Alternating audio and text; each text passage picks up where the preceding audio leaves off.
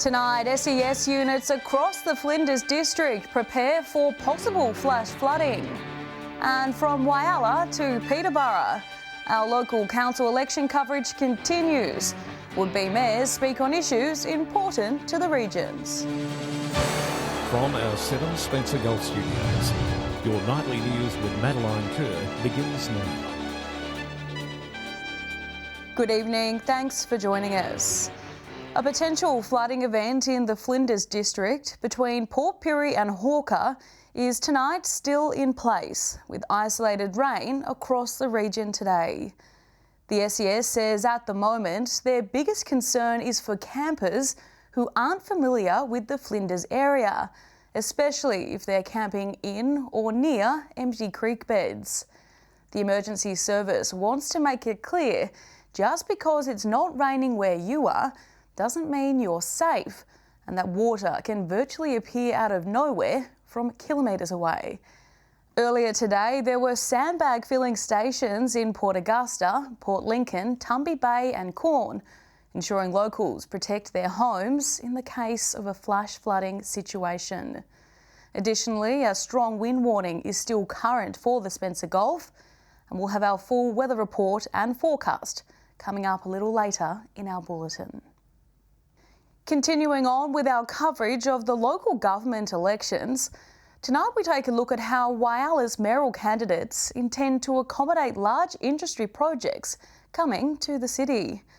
Both candidates say it's important to diversify the city's economy so it's not entirely reliant on the steelworks. 6 years on from one of the darkest times in Whyalla's history, locals have not forgotten the intense fear that came with the city's steelworks being placed into voluntary administration. As Whyalla's economic heart, many believe its closure would have turned the city into a ghost town. Hence the renewed push for mayoral candidates to bring more large-scale employers to the city. We almost came to a situation where the town was in dire straits and closing down. We can't let that happen again. Phil Stone says one of his main priorities will be seeing the planned $593 million green hydrogen plant at Point Lowly come to fruition. You could say the groundwork has been done, the foundations are there. If I was mayor, it would be up to me to make sure it just keeps moving and we do get onto the government. Tom Antonio says it shouldn't stop there. In a bid to future-proof the city, he says he wants to bring green steel, hydrogen and renewable energy projects here as soon as possible.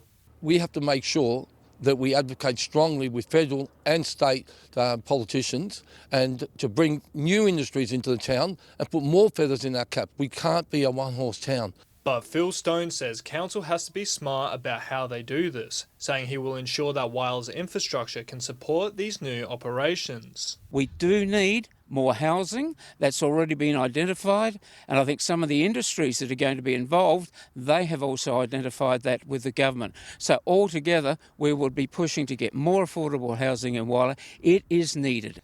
Edwin McCarroll, 7 Spencer Golf News.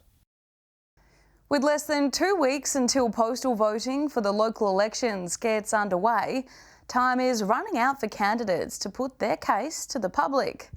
In Peterborough, the District Council Mayor is running for re-election amid concerns over how vulnerable small towns are to reduced services. The historic town of Peterborough is in the midst of its local elections for the District Council and the Mayoralty. Incumbent Mayor Ruth Whittle is seeking re-election, saying council services will be maintained and ratepayers won't be under pressure. I can assure people that the services will continue to be provided, that we won't go running around putting in stuff that people don't want, that we will, in line with our strategic plan, we will go out and consult the community and let the community have a say, as we do. But the area is facing a number of challenges trying to attract people to town after the railway industry left. Like many regional towns, Peterborough is suffering from population decline. Between 1996 and 2006, the local area dropped by 30% and is increasingly ageing. It's up to us to try and attract people here. We've got a fairly low cost for housing. We've got a good commercial centre. We've got 1 or 2 little industries that people can come and get work in. We work very hard to keep people here. Mayor Whittle has been challenged for the position by Christopher Dean, and she's welcoming the competition. The challenge is good, and it's good for people to get out and have to make a decision. Daniel Pizarro, 7 Spencer Gulf News. The long-term effects from COVID are evident in every community. And with recent cases of doctors walking off the job in the Spencer Gulf, it's time we check in on those who are responsible for making sure everyone else is okay. Working in the medical field is not as prestigious as it was once perceived. And with 20 years' experience as a psychiatrist, Dr. Lisa Myers has witnessed the change firsthand. We're already very busy, but obviously over the past few years being faced with a health pandemic, the health system has definitely copped or taken the brunt of that. What is already a stressful, time-consuming job has been made harder through regulations with cleaning, rescheduling, telehealth and staff shortages due to illness. I work in mental health, and trying to assess somebody over a screen is definitely not ideal. Dr. Myers says things like long wait times are not the fault of doctors, nurses and paramedics, but rather they're a consequence of a stretched and overworked system. With the politicians at the helm of the health industry, Dr. Myers worries the people pulling the strings don't understand the day-to-day issues faced by health professionals. They're put under too much pressure to do things too quickly, and they're not being compensated properly. Actions Dr. Myers thinks will help include additional support with administration work and the upskilling of doctors in specialist areas of medicine they're interested in. Local member for Stewart, Jeff Brock, weighed in, saying the upskilling of doctors will take years, and right now we need more specialists visiting the regions. Annabelle Francis, 7 Spencer Gulf News. Still to come tonight, coming along nicely. Council provides an update on the $20 million road upgrade in the Far West. And now that the dust from the hogs has settled, we recap the Ride the Rangers trip to Port Augusta.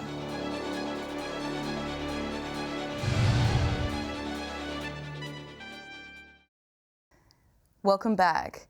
A new health and wellbeing centre and a progress report on the $20 million upgrades to Poonkari Road. These were some of the topics that came out of the Central Darling Shire's council meeting. Our reporter Joshua Mercer has more. Holding their ordinary meeting last week, there were a few topics on the Shire's agenda, one of which includes major upgrades to an unsealed road. Poonkari Road, located south of Menindee, is set to have 61 kilometres sealed in the new year, with construction to begin on January 18. So far, the project team have sealed 29 kilometres of the road. The sealing of the road was announced in January 2021, with 87.5 kilometres to be sealed over 3 years. Minister for Regional Transport and Roads, Sam Farraway, was in Wilcannia and Whitecliffs over the long weekend, at the invitation of the Nationals candidate for Barwon, Annette Turner, to inspect the road as it is one of the issues that has come up amongst the locals. Progress of the road will also be at the mercy of the weather, as the Bureau of Meteorology declaring another La Niña. Also to come out of the meeting were 2 projects that were endorsed by the council. For the Murray-Mar Health Aboriginal Corporation, which will serve Wilcannia. The facility will be at a cost of more than $7 million. The other project will be the development of a Barker Cultural Centre, also at Wilcannia. The Central Darling Shire's October Ordinary Meeting will be held on Wednesday, October 19. For more information, head to the Shire's website. The State Harley Owners Group rally held in Port Augusta over the weekend has been declared a roaring success. Hundreds of bikers from across the country came to town, showing off their prized hogs to curious locals. The roar of Harley-Davidsons echoed across Port Augusta on Saturday morning as over 325 bikes completed their Thunder Run through town. The ride was carefully coordinated with SAPOL's assistance. It was absolutely fantastic. I don't know the exact number of bikes, but to actually see that many people out on their bikes today. I actually have heard a report that if we added up all the price tag of all those bikes, we would have been about $11.2 million worth of bikes. After the Thunder Run, the bikes were lined up on display at the foreshore, drawing large crowds and allowing the riders to show off their prized possessions.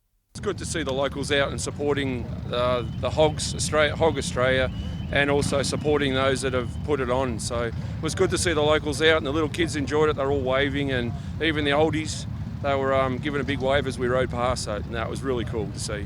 Hog's like one big happy family, and it's been so great to catch up with people that we haven't been able to catch up with because of COVID, so it's just been really awesome.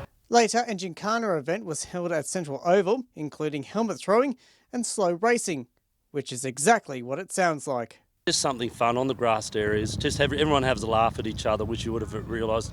And the slow race, everyone knows Harleys like to go fast, but the slow race, it's basically ride your bike as slow as you possibly can without putting your feet down. And of course, there's always some larrikins about.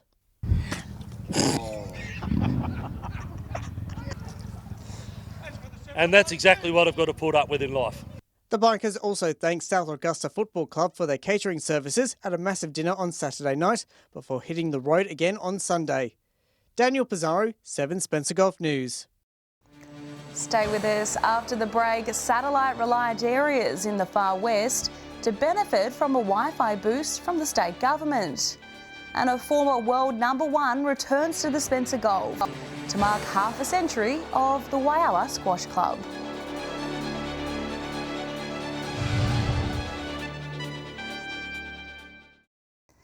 Welcome back. Connecting to the internet in regional and rural areas of New South Wales is about to be a bit less painful after the state government announced a $60 million boost to connectivity in places where satellite is the only option. Deputy Premier and Minister for Regional New South Wales, Paul Toole, says the new gig state funding grants will make for faster and more reliable internet. Gig State, which is part of a $400 million program, is hoping to transform regional areas like the Far West to ensure these communities get the services they deserve. Applications for Gig State funding grants close on 5 p.m. on Monday, November 21. Breast Screen New South Wales is urging women in the Far West to book their free breast screen. October is Breast Cancer Awareness Month and remains one of the most common cancers among women in the state, with 1 in 7 being diagnosed in their lifetime. The organisation recommends all women aged between 50 and 74 have a breast screen every 2 years. The New South Wales government spending $175 million this financial year on improving cancer control through the Cancer Institute. The Broken Hill Breast Cancer Support Group's Pink Shop is now open Monday to Saturday, 10 a.m. till 3 p.m. Incorporated in 1972, the Whyalla Squash Club has now been operating for over 50 years. The great achievement was celebrated with a bit of glitz and glam over the weekend, with a South Australian sporting legend popping by to congratulate the dedicated members. Swapping out the racket for some champagne. Over the weekend, Whyalla Squash Club celebrated its 50th anniversary with a gala-style event and live membership presentations. The club's volunteers finding the ideal location for the classy event, transforming one of their very own squash courts into the perfect venue.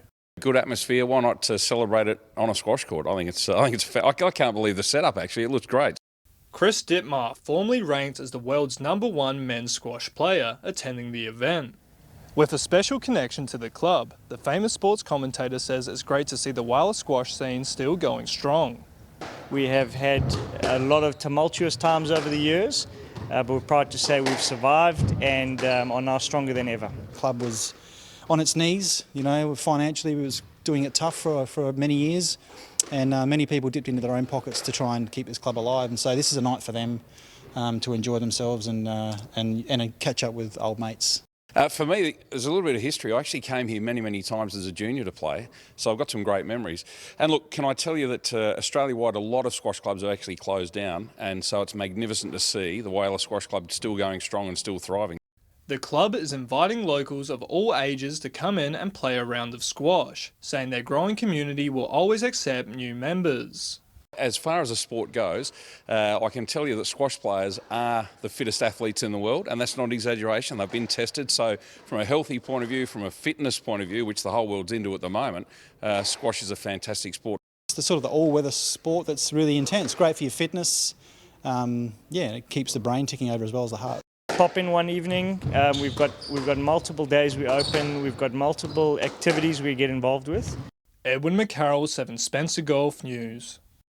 Stay with us. After the break, we're there for the second ever park run in Port Pirie. And we'll have the weather details and an update from the SES with Alex Sykes.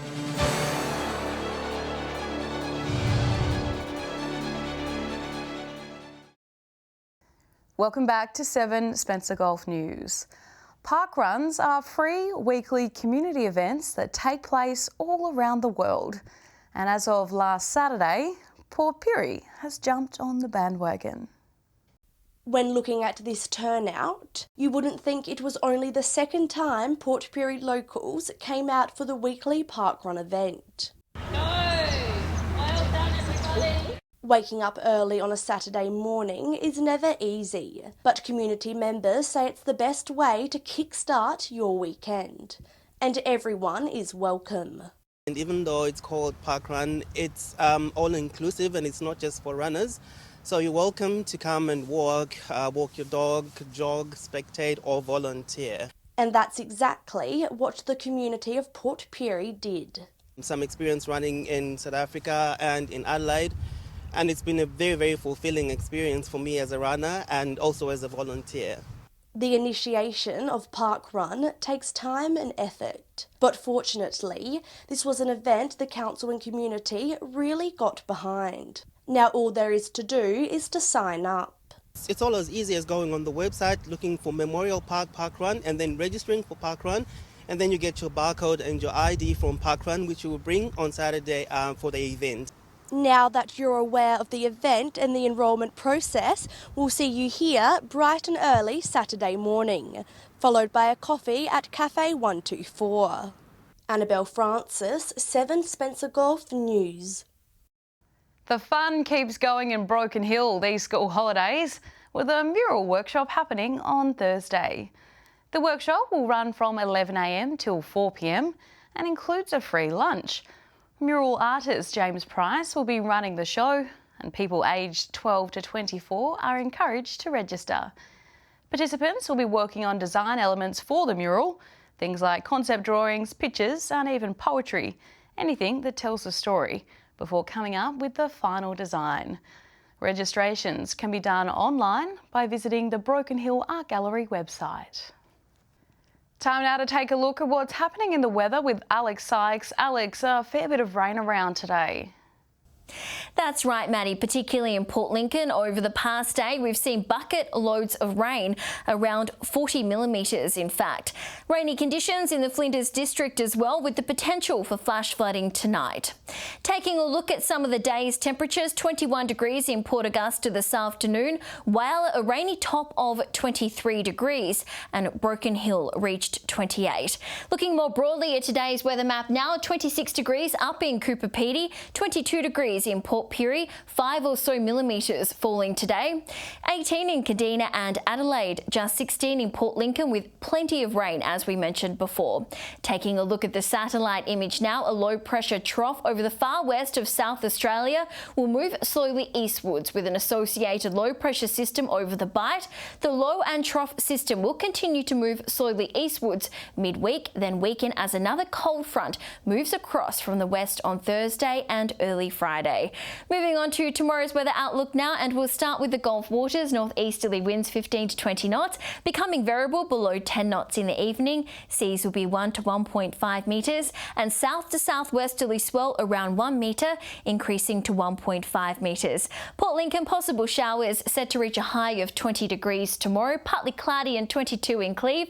Woodner 1 degree warmer, partly cloudy and 23. Whyalla down to 13 tonight, 24 degrees degrees tomorrow. Partly cloudy and 27 degrees in Port Augusta, 22 on the way for Kadina. Port Pirie, partly cloudy, set to reach a high of 25 on Wednesday. A shower or two and 21 in Clare, and Broken Hill needs to batten down the hatches, 26 degrees, with the chance of a severe thunderstorm in the morning or early afternoon with damaging winds and large hail. Taking a look further through the week now, Thursday is looking hot and humid, especially in the cities closest to the sea. Port Augusta, showers and 30 degrees, 28 on Port Pirie, showers 27 in Whyalla, sunny in Broken Hill 28, windy conditions in Cooper Pedy 33 degrees. Moving on to Friday's outlook now, the temps will drop right down, but the rain will hang around in some parts of our region. Rain is forecast on the eastern side of our map from Broken Hill down to Adelaide. Partly cloudy in Woodner, Whyalla and Port Lincoln. Blue skies in the Opal capital, 22 degrees, 22 in Port Augusta as well. And finally, taking our first look at Saturday's forecast, Adelaide can expect some rain, but it will be partly cloudy or mostly sunny everywhere else. Temperatures between 16 and 21 degrees. And that's all the weather from me for tonight. A reminder, the SES will be updating the potential flash flooding situation in the Flinders district at 10 p.m. It's back to you, Maddie. Thanks for that, Alex. And that's the local news this Tuesday. I'm Madeline Kerr. From all of us here, thanks for joining us. I'll have updates a little later, but until then, enjoy your evening. Good night.